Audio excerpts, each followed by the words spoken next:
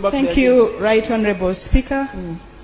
I rise here to give information and to first of all also thank you for the concern you always have whenever members of parliament and the general public are arrested. Particularly, I had not yet taken to this microphone to talk about my predicament. But I want to begin by saying thank you to you for sending a delegation of members who came, led by Honorable Elijah Okupa, to come and visit me when I was in prison. Madam Speaker, I was also arrested recently, and I was meant to stay in jail for 7 days without being produced to court. I didn't have a file. I wasn't arrested alone. I was arrested together with my husband. I was arrested together with my two brothers who are actually, one is my driver, the other is my PA. They had just come to pick me, plus several other innocent Ugandans.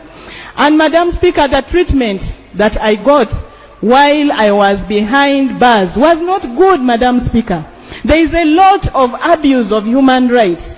There are many people who are in jail and they are there, nobody is bothered about when they will ever come out of jail. My brother, my follower called John, was taken to CMI. My brother is an innocent civilian. He's simply a brother to Nyakecho.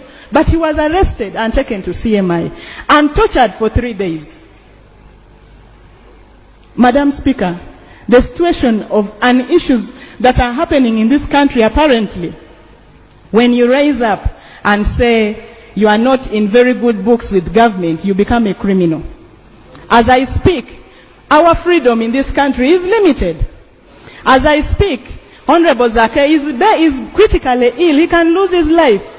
Many other members of parliament, Honorable Kabaziguruka, I remember, was tortured. Other members of parliament, tomorrow it's you, it's anybody.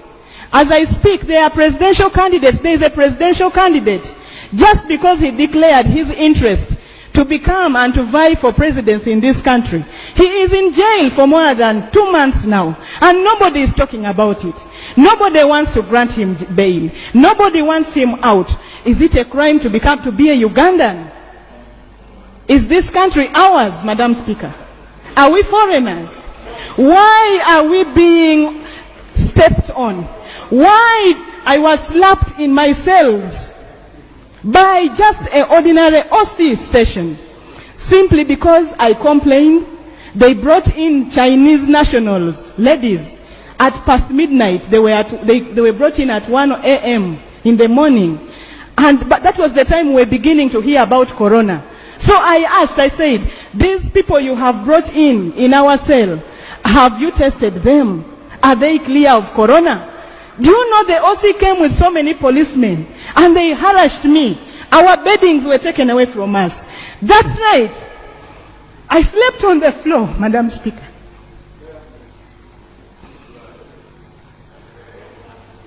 He assaulted me, Madam Speaker. I asked myself, is this the payment I can get? I have been a member of parliament, and I have all the right to be treated like a human being in a sane manner, Madam Speaker. So many people are suffering behind those bars. Now for me, I have a platform. I can rise up on this floor. I can stand on this podium and talk about the sufferings because I have a platform. How about the innocent youth who are grabbed and put behind those bars and nobody's there to stand for them? They have no access to food. They have no access to justice.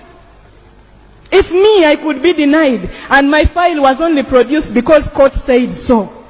Court ordered, and then I was finally produced. How about those ones who have no voice? Madam Speaker, is it fair? Is it fair that Ugandans should be treated in this manner?